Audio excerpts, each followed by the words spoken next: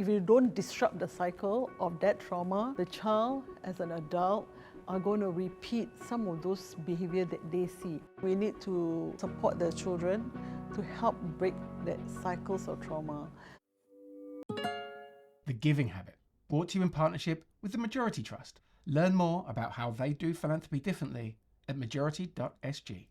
Welcome to The Giving Habit, the podcast that uncovers the grit, hope and creativity of social impact. I'm delighted to welcome to the show today Saleemah Ismail, CEO of New Life Stories. It's an organisation that supports families affected by incarceration. Saleemah's work is about rewriting narratives and also helping families rebuild trust, dignity and connection. Saleemah's vision, passion and commitment is super impressive, and I'm delighted to welcome her to The Giving Habit today. Welcome to the show, Saleemah. I'm glad to be here, Stephen. Very good. Let's start with a little bit about your background and maybe what first drew you to want to work with children of incarcerated parents? Well, it's actually quite a long, not a long story, but it started long ago. I didn't set out to say, hey, I want to work with children of incarcerated parents. I'm really, a lot of the work that I do, I just go with the flow. And in fact, about maybe 12 years ago, Martin told me that, hey, I think you're an accidental leader. Oh, like, oh, really? I've never heard of those. I say, yeah, accidental leader, because you always go with the flow and see what's there. And see, what happened is, I was in 2012, a friend of mine received an invitation to tour the prison. I'm like, sure. And I, at the time, was working in Myanmar, and I was deciding whether I would like to go back to Myanmar or come back to Singapore. I was on holiday, on a break here in Singapore. She said, hey, you know, if you're free, come and join me. We are touring I got invited to tour the prison. I'm like, okay, sure. I didn't even question why. It's an unusual offer. It's an unusual offer. So I was like, hey, you want to tour? Join me? I'm like, sure. I didn't even ask why I should do it. Am I wasting my time? You know, I have no work. I'm not doing any work with prison. I was working in Myanmar. I was like, sure, definitely. So toward the prison, and also while we were at the prison, we asked the prison officers whether we could speak to the inmates. They said, sure, definitely. And the question that we asked, I remember asking the inmates, they were all women. I asked them, what makes you sad, glad, and mad? You know, the answer blew me away. And you know, as we were discussing, I found out that they were all mothers. And what makes them sad was when their own children say, I hate you. I hate you, I don't want to be with you, you are not my mother. That really makes them sad. And what makes them mad is all the words that the children say. I hate you, granny or grandma is my mother, I don't like you. All the words that the children said to them were the same words that they themselves had said to their own mother. So it made them really mad. They're like, wow, I actually have placed my child in the same position or situation that I thought my mother did. So it made them really mad. They feel like, wow, history is repeating itself. It's like listening to auto rewind. In fact, one of the women told me like, oh, it's like having the cassette tape being on auto rewind. And what makes them glad was when their own children say, I love you, I forgive you. And then that's what I thought, like, wow, the children are such strong buttons of motivation for this woman. What if we flip the situation? If what makes them sad, mad, and glad were the children's reaction to them, what if we flip it, we strengthen that relationship? And I thought maybe the mothers will change and stay changed. I also had the permission to visit their children, and I asked the children the same thing. What makes them sad, glad, and mad? And it was quite, again, the answers blew me away. A lot of the children, what makes them sad and mad at the same time is that they feel like, I don't have my mother with me, the sense of loss. How come my friends, my cousin have their mother with them, but I don't? So that sense of loss, that sense of being abandoned, the grieving for someone, yet that person is still alive, that made them sad and mad. And when the mother said, I love you, and that was what made them glad. I'm like, wow, it's just so interesting to hear this. And another thing that makes them mad is when other people criticize and rubbish their own mother. They say, no, I can say to my mother, I hate you, but if everybody else say bad things about my mother, the children get mad. It was quite interesting to hear that. And so I thought, why not? Let's try. If we strengthen that relationship, that bond between mother and child, maybe come of it. It's just a hypothesis. It was just a hunch you had, right? It's just a hunch. It's just a hypothesis. I do not know whether it will work. It was just felt that it is so common sense. I felt like, it's so common sense that when you heal relationship between mother and child, when a child feels loved, feels wanted, they just absorb information differently. If they are learning, they just absorb that learning more positively. So that's how it really started. It's just a random invitation. Random conversation. Maybe it's not random, but over conversation. Yeah. It's serendipity. It's led you to form New Life Stories. So you've established this hunch, and you want to start to kind of form a kind of healing process between mother and child, or parent and child. What typically do those interventions look like? How do you begin the process of healing? Because it's quite a traumatic experience for a family. How do you go about the healing process? It is really through conversation. For example, what we did was we enter the children's life. They say, hey, we would like to run a reading program. We would like to go to your house. Your mother has signed up for this reading program for our volunteers to come to your house to read one-on-one. A lot of time the children are like, huh? My mother in prison signed up this program? They're like, oh, wow, my mother do love me. My mother do care about me. So they actually see, what's quite interesting, they see this volunteer coming to the house every week, same time, same day, to read one-on-one with them as an expression of love from their mother. I must admit, I misunderstood that a little bit. I thought about the literacy program being more of an educational benefit, but no, it's an expression of love. Yes, for the child, this is an expression of love for my mother. Because we don't only do that, we also, coach the mother, work with mother to write children's stories. So they write the children's stories. The hero of the book is their child. It's always their child's name. And the mother also tape their voices reading those books. So this child at home have a person that turns up in their house every week, once a week for, a whole year. Same person, they receive a book of a story where the hero of the story is them, their name, and they receive their mother reading the book in their mother's voice. So for the child, like, wow, actually my mother do care about me after all. That does change how they then perceive their mother. We say, hey, we'll like to take you to the prison to visit your mother. And even if they started being angry, initially like, my mother's not here. But because they've already lowered the anger level a little bit, the reading, the book, the voices, they're like, you know what, my mother loved me, I'm going to give her a chance. You're precipitating the conditions for the mother and child to reconnect in some way. Yes. You're not forcing it, you're just saying you're creating a space for them to be able to connect. So the fear of rejection is actually two ways. The child is afraid, some of them, because they feel, I've been disappointed by my mother so many times. She says she's going to be there, but she's not there. And then for the mother in prison, they also have some fear. They're like, my child has rejected me. What if my child rejects me again and again and again? So they also have some fear. Before we bring their child, they're like, oh, what if child reject me? If I want to hug my child, they say, oh, please don't hug me, don't. So they have the same fear of rejection too.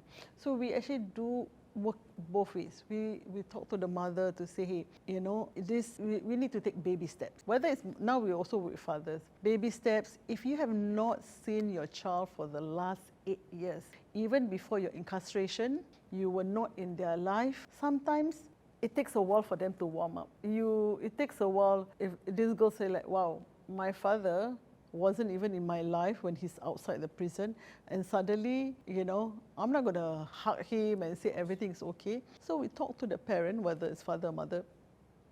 They're like, okay, let's do small things. When we see each other, let's, you open the packet of biscuit you give this child, like, hey, this is for you. You give the drinks, and then we draw like circles around hand, so there's some skin touching, because not every child are happy for you to suddenly hug them, especially if not being in their life for the last 8-10 years. So what we really do, honestly, is the reading is just a medium. It is to break down walls, the emotional walls. We cannot break down the physical wall of the prison. Of course. Yeah. That's the hope.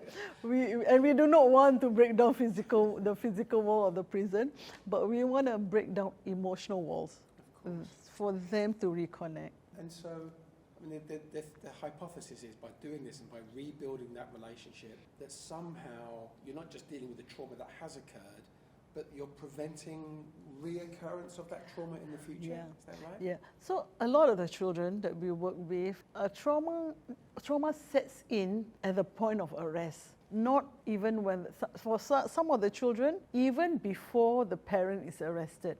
Because for some of the parents, even before they were arrested, they were not in the life of their children. They were absent parents. They are not there from the moment this child is born. So the trauma, the pain, the sorrow for some of these kids were much earlier. And so what we try to do is to reduce those trauma. If we were not able to stop them because it has already happened, to reduce the trauma and try to replace all of those pain with happy new experiences. Children are just like sponge. You know, when you replace them with more and more and more new experiences, it's just like the wiring in their head, in their body, in their cell, reconnect and readjust just so beautifully. So that's what we try to do. From the child's perspective, we try to increase the happy, positive experience with their parents over those bad ones. And do you have research or any data that shows that it works? Or rather, maybe I'll frame it differently. How do you measure success of the work that you do? How we measure, I mean, if we're going to look at data, of course, we measure looking at whether the children has grown from being able to barely surviving, to barely coping, to coping, and then to thriving. It's not linear. It's not linear. Sometimes they will be coping and then they go down and coping, barely surviving, thriving, and so on. But if you look at a longer trend line over 5 years, it is on an increase. Thriving meaning? But before they reach thriving, it has to go from coping and then healing those trauma, and then reaching a stage where they are resilient. They are functioning and they are resilient. Yes. So we are not even saying like, hey, you need to strive to reach X indicators. That's not. The indicators of success is not measured in economic terms. It's not measured in material. It is measured in their resilient level. How are they functioning? How are they coping? We cannot stop and protect every child from conflict and challenges. Whether they are a child, whether they're in school, when they grow up, there will always be situations where there be conflicts with their peers, conflict in class. So it's not about the absence of conflict or challenges, but it is having the resilience to manage those conflicts or challenges in their life. When they occur. Yes, when they occur. Yeah, of course. And that's one. At the same time, concurrently, for the child, in order for them to build that resilience, their home where they live have to be safe, stable, and loving. That's where, the home is where you're like, okay, if at home they have someone who believes in them, who feel that they have worth, they can develop the resilient muscle. Right? So that's another area that we work. We work with the family, we work with the caregivers, with the parents, to make sure that these children live in homes which are safe. Okay, so you've moved from your original hypothesis was working with the parent, the mother that's incarcerated, recognizing that the relationship with the child is super important to build resilience and to deal with healing of that trauma. And now you're introducing the idea that actually it's a broader family unit that you need to work with in order to create the conditions for coping and ultimately thriving to occur. Yeah, we can't just work with one person, or the mother or the father in prison and this child. This child is surrounded by a village, by a family. This child doesn't live alone. These child usually have other siblings, have grandparents. Sometimes they are living a blended family, so they have stepfather, stepmother, cousins living. So if it's just us working with this child and the mother who's in prison, but every waking hours, he's surrounded by individuals who are telling him he's stupid, he's worthless, he's terrible because his mother is in prison. It's not going to help this child's self-worth, identity. And what we forget, sometimes it's not the public telling you that you're stupid that really hurts a child. It's when your own family tell you that you're worthless and stupid.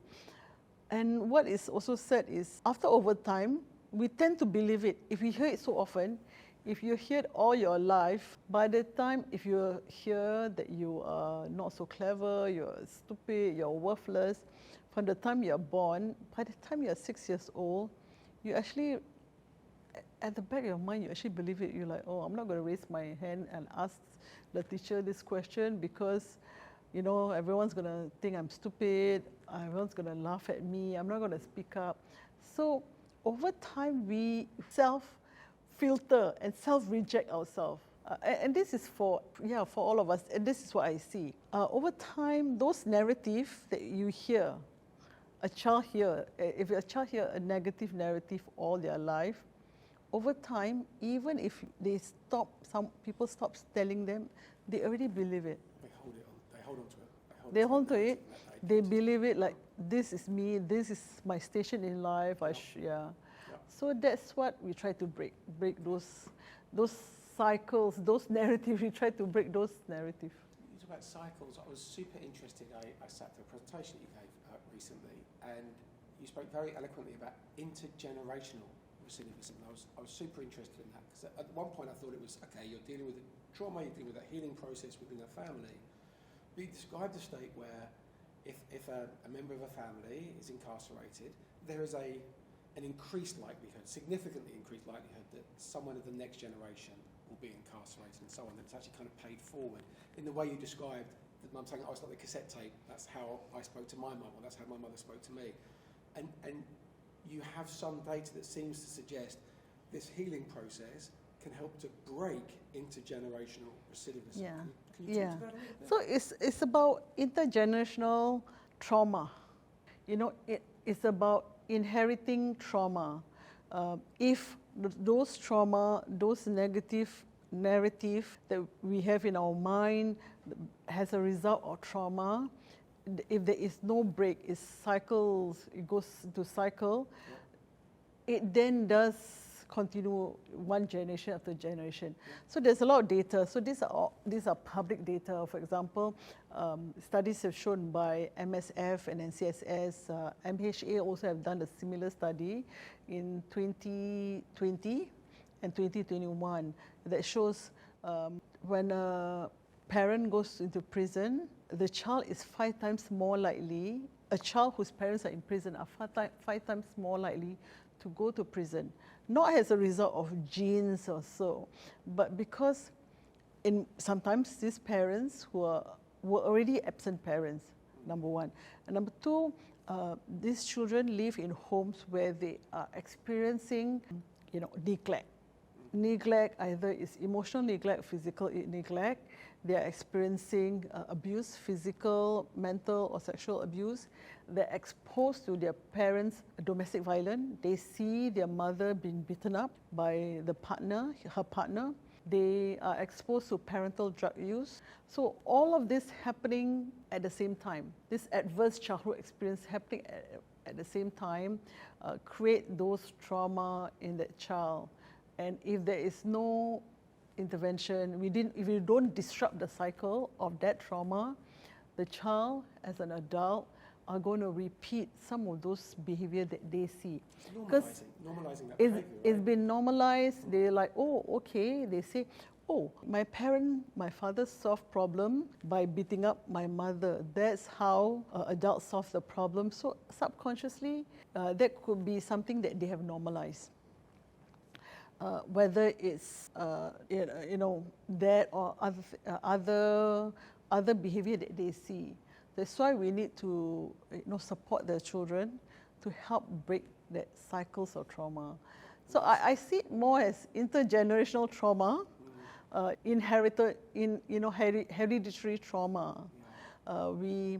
Children, when they are born, they are like blank canvas, or not even born. When they're in the womb, they're like blank canvas, but they just absorb what they see or experience. That's why I feel the earlier we go in life, in coming into their life, the better it is for the children. Because no one's born a criminal, no one's born a racist. Yes, nobody. And unfortunately, some of these children that we work with, they have a lot of odds stacked against them.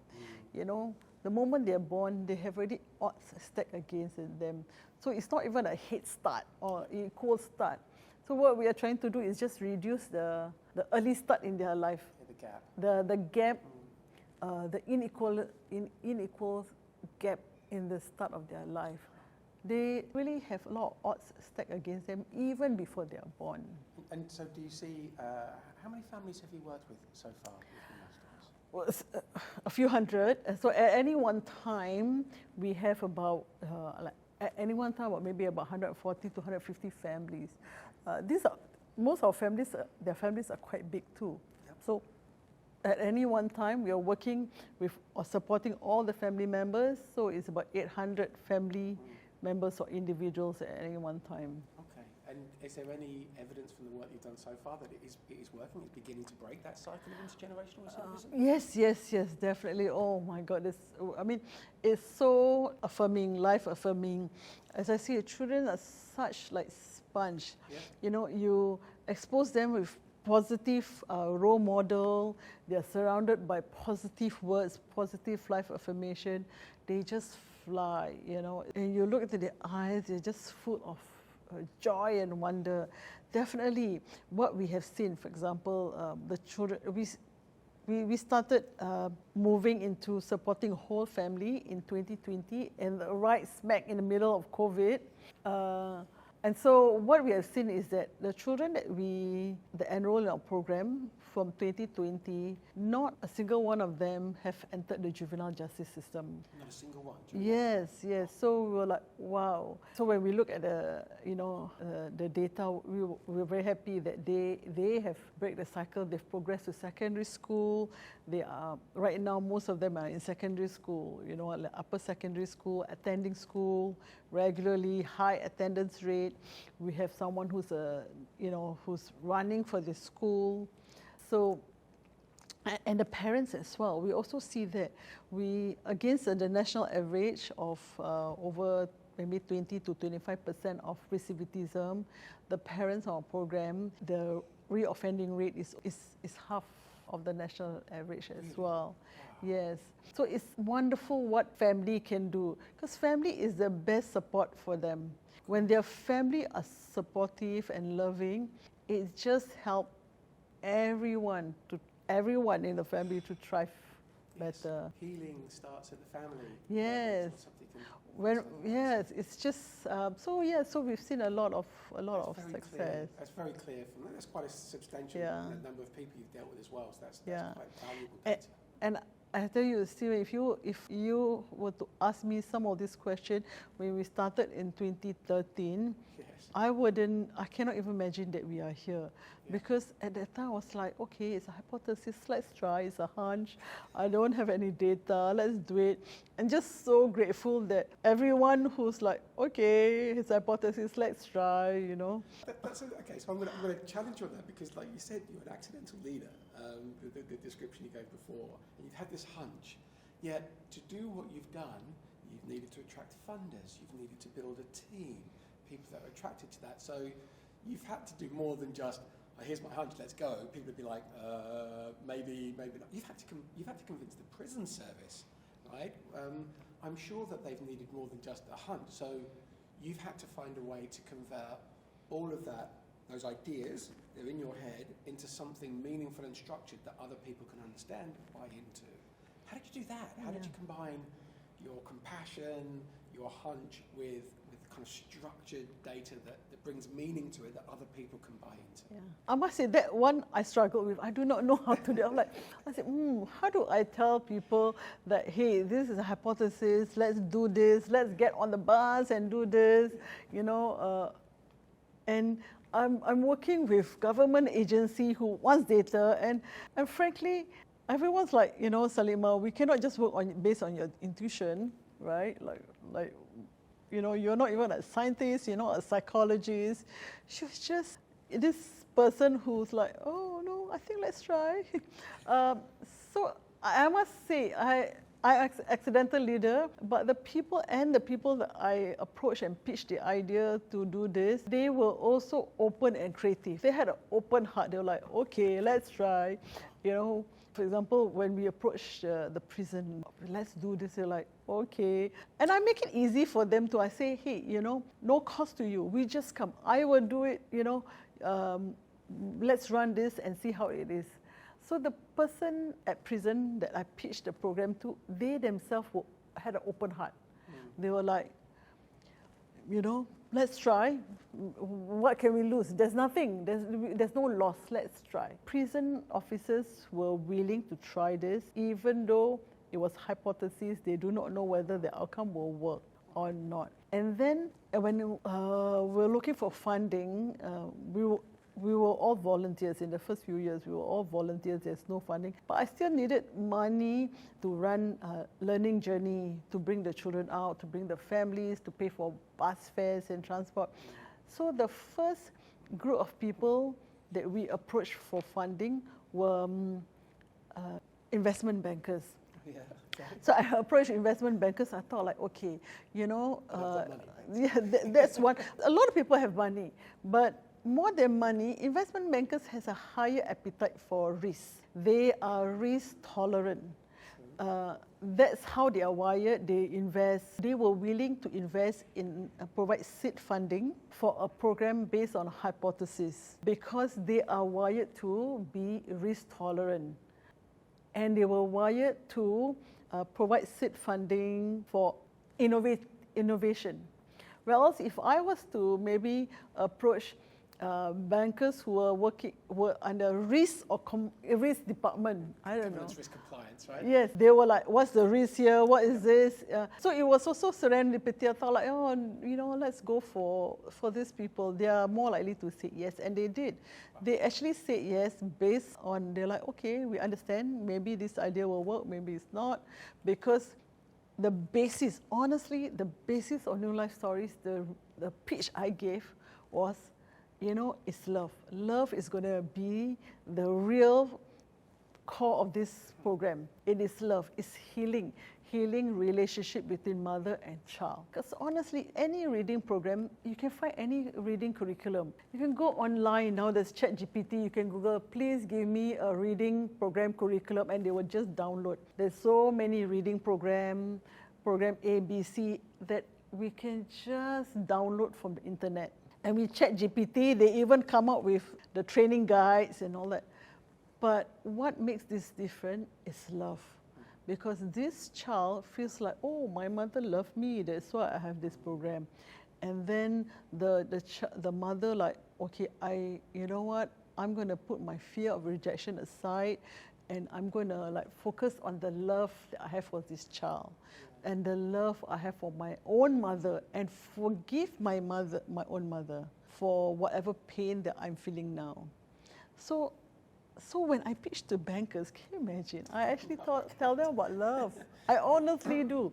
I say the most important part of what we do is all about love, forgiveness, breaking down walls. But it turns out that has the data points you gave, if you're preventing intergenerational recidivism, if you're preventing reoffending rates, that has a huge economic benefit to Singapore society as a whole as well. It right? does. I'm just speaking in blunt terms. It does, but I didn't know that we will have this kind of outcome 10, 12 years ago, right? I didn't know that.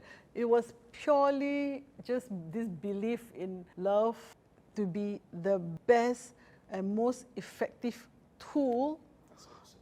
to actually uplift society. A question. You must work with different communities from different backgrounds and cultures. Does that have an effect on the work that you do? Do you find that are there different responses or different approaches you take based on different cultural backgrounds of the families that you work with? Do some things work better than others, or is there a uniform approach that you find universally works in that scenario? It's the same. It's about, as I say, sometimes the parents themselves fear rejection of the kids because the kid has already said, I hate you many times. So they have this fear, oh, my kid is going to reject me again. And sometimes they say, oh, since my kid say, I hate you, I don't want to talk to you, I better give my kid space and not try to reach out. So that's some of their programming, you know. Whereas the kid wants the parents to try. Even though they say, I hate you, they want the parents to keep on trying and try and try. They are angry. Of course, they stamp their feet and say, I don't want to talk to you. But deep inside, they want the parents to keep trying to reach out to them. And some parents like, no, my kids say, I don't want to talk to you, so I better not disturb my kids. I said, no, we say. So I find that it is quite universal, this yearning to be loved and this fear of rejection is quite universal. In fact, the fear of pain is they feel that's more painful than the pain itself. I can feel that. So what I'm hearing is it's not just about healing, it's about resilience. You've used that word a few times. It's the resilience to keep going, even if you feel that rejection. Yeah. And yes, that fear, overcoming that fear, you know, overcoming the fear of rejection, overcoming the fear of pain. The fear of pain is more painful than the pain itself. There is our life, there's no absence of pain, there's no absence of conflict, but the fear keeps us from wanting to heal that relationship. The fear of shame, rejection, judgment, all of this are the barriers. These are honestly, and guilt, another one, guilt. These are thicker and bigger prison wall than the physical wall itself. You know, a lot of them have guilt. A lot of parents have guilt. They feel that they have failed their children. They have not been there for their children. So sometimes guilt also stops us from opening our heart, moving forward. So guilt is actually a much bigger and thicker prison. Yes, you have to work. If you don't mind me saying though, I think about the topics we're dealing with. It was quite weighty themes. Now, I'm just thinking about it. It's nice. You know, you have a team now of people that are working with you, and maybe it's a question about your style of leadership. You have an incredible balancing act. You're the CEO of an organisation, so you've created a vision. You're responsible for strategy, for execution. You're responsible for the well-being of your team as well as your own well-being. You strike me as quite a resilient person. How do you look after your team members? Because you are dealing with some heavy subjects that I can imagine would take their emotional and physical toll on your team. They're dealing with trauma day in, day out. So how do they look after themselves? How do you look after your team members so that they can continue to thrive and do the work that is so necessary? So from the very beginning, I tell myself that one of my main job as a head of agency is really to hold the space for my team. I'm not the person who goes into the house and meet the mothers and fathers and children, but my team are the one. They are the social workers, the counselors that goes into to have conversation with the families. So right from the very beginning, I asked myself, what can I do as a head of an agency to make sure that I hold the space for the team so that they can be in the best possible space to do what they are doing, which means their well-being is a priority. Their well-being is a priority. And so I asked myself, how can I hold that space? Because I've seen too many times of social workers, counselors, aid workers getting burnt out and getting what I call vicarious trauma, PTSD. Vicarious PTSD as well, right? I was working in an international agency before and we have worked with relief organization, aid organization in various countries, in Myanmar, in Indonesia. So I can see what burnout or PTSD or vicarious trauma is, which are experienced by social worker. And I experienced it myself before. I remember when I first just joined the non-profit world, I experienced vicarious trauma. I was so, I feel that I was in this state of inertia. Even my physical body couldn't move. I had like frozen shoulder, neck. I couldn't get out of bed. This was when I was working on raising awareness of human trafficking. And so while raising awareness on human trafficking, I had to interview many human trafficking survivors, victim survivors. And after several conversations, I experienced vicarious trauma myself. I was so, I just couldn't move. I couldn't even move physically. I couldn't get out of bed. I was so overwhelmed. It feels like the problem is so big. I felt like, what can I do? I'm just one person. What can I do? I couldn't get out of bed. The problem looks it's something that is unsurmountable. So having experienced that, I know that what I need to do to hold a space so that my teams do not experience where they feel burnt out. That is the most important part of my job. Yeah. Day to day they're dealing with that, and there is that we need to look after them. They're doing really, really important work. I visited your offices recently, and I saw the introduction of some new technology. There was a dedicated room that you had available, a kind of secure facility for family members to be able to engage with an incarcerated parent. Yes. We're quite excited. Yeah. We're quite excited. We work with the prison. We are actually right now at the moment the construction is happening, installing what we call autonomous televisit system. It's autonomous, it's self-manned. So once a family make a booking to have a televisit with their family at a certain time, all they have to do is, it's very AI, come in with their, it's all facial recognized. Okay. Yes, so it will register their face, say, oh, okay, this person is having a televisit or a chat with their loved one at this time, so then the door will open. The door will open, they go in, they have a chat.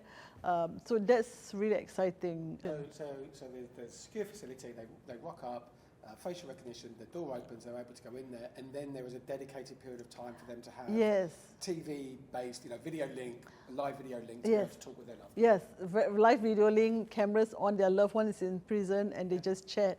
And and they cannot bring anyone that's not registered. Yes. The minute someone brings someone is not registered, the camera gets switched off. Right. So it is only the family members. So so we're quite excited. I can imagine getting out to Changi Prison is sometimes hard, right? The bus routes can't be the easiest, and the transportation network isn't as straightforward as you might like. And some of our caregivers, they have 3 or 4, sometimes 5, 6 young children. Yeah. It is quite difficult for them to bring all the children on a bus, especially if they live very far away.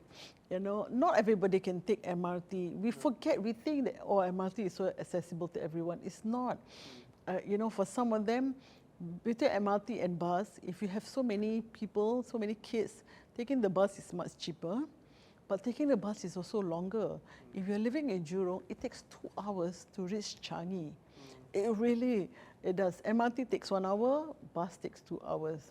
Having televisit closer to their home is much easier for family. Right? It could be stressful to do that kind of. If it's 2 hours, that's an incredibly stressful thing. And suddenly the child is associating visiting a loved one with stress, and that's the last thing you want to do, given what you said. Yes, especially sometimes for the caregiver.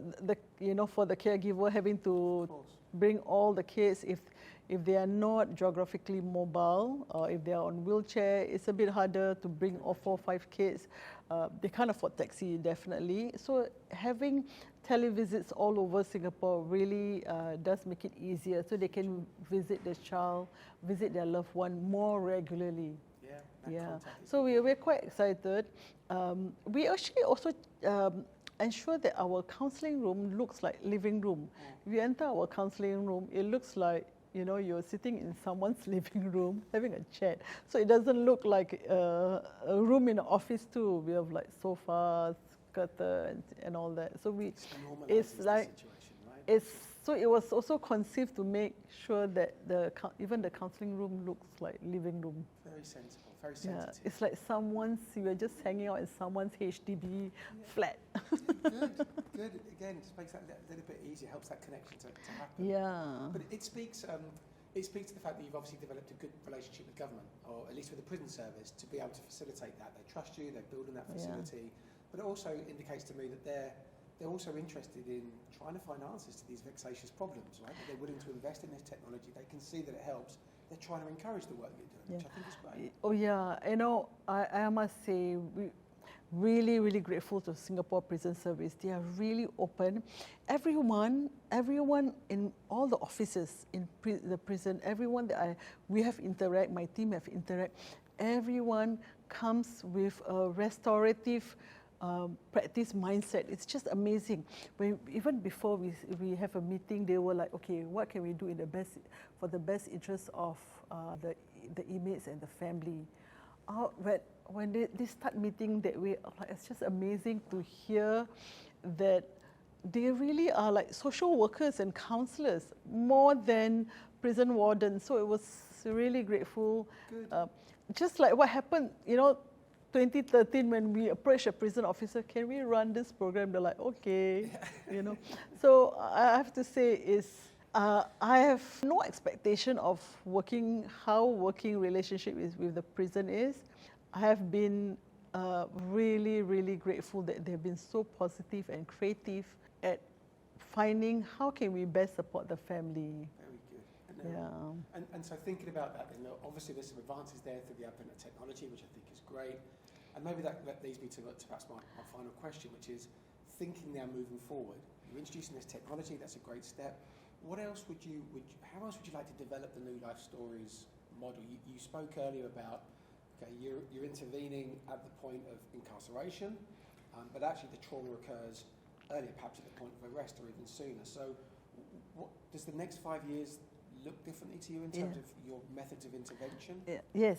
So something that I've been thinking about it, and I can feel it in my bones. See what happened? I don't know. I always like, okay, let's feel. Yes. So right now we enter the lives of these men and women who are fathers and mothers who are in prison during their incarceration. What I feel that we need to do, and how to shift, what we can do to shift and reduce trauma in this child is actually for us to enter this child's life earlier, and that would be at the point of arrest.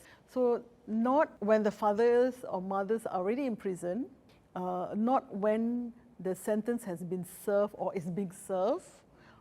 It is actually at the point of arrest, because from a child, when their father or mother is arrested, the whole family is in a crisis. The child is confused, the child is anxious, like, oh, what happened to my mother, my father? They just suddenly are not here. When I'm going to see them? And even if you tell them, the sentence is going to be 3-4 years, it's hard for a child to conceive what does 3 or 4 years look like, or 5 years look like, especially if the child is 3-4 years old, right? So yes, definitely entering the child's life at the point of arrest to just provide really to see what's happening. Okay, to make sure the child is in a safe environment, is a safe home. The caregiver is also in a state of confusion, like, where do I go for help? What do I do? Now I have all these children. I'm suddenly a single mother or a single parent. So if we enter their life at the point of arrest, we can actually reduce the trauma in the child as well as the caregiver. So this is something, I believe Singapore is moving towards. Well, it seems like there's an open-mindedness from the prison service, and it seems like you've built a relationship based on trust. You talk about it being a hunch, but it's proven to be true. You've got the evidence now to be able to prove that. And I hope it comes to pass. I'm very grateful you're able to spend time with me today. I think it's a fascinating story. The work you're doing, I think, is just so very, very important for the well-being of citizens. I'm very fortunate to have a good team at New Life Stories, and also very good partners. So it's not just the team at New Life Stories. Really very fortunate to have good partners in Singapore. We have the prison service, who's really creative and open, and everyone else, everyone that we've met, worked with, I've pitched with. Can you imagine, even I pitched the idea of love, let's do this program, and they're like, okay, let's try it. I think there's a lot of good people out there, really good people who wants to do good. And it's a bit like, it's like, everything is like a courtship. And then once you meet all the right people, everybody, let's do this together. There is this unity of purpose. So it's so grateful that there's so many good people who just are connecting to each other and doing these things. So it's been a collaborative effort, not alone. No. Not alone. It's been really a collaborative effort by various partners from all the sectors. You just said something that means a lot. I even got goosebumps when you said it. I believe the world is fundamentally made up of good people. Yes, yes. And when you bring that out, when you create space for that side of people to emerge, then good things happen. Yeah, it's true. Yeah, you're one of those good people. Oh, Really grateful for this conversation. Thank you very much indeed for your time. Thank you for inviting. It's been really quite joyful. I didn't prepare anything. I thought, I'll just have a conversation with you. Right, so it's been very interesting and very, enjoyable. It's very relaxing too. Yeah, it's quite nice, huh? Very good. Thank you. Yeah.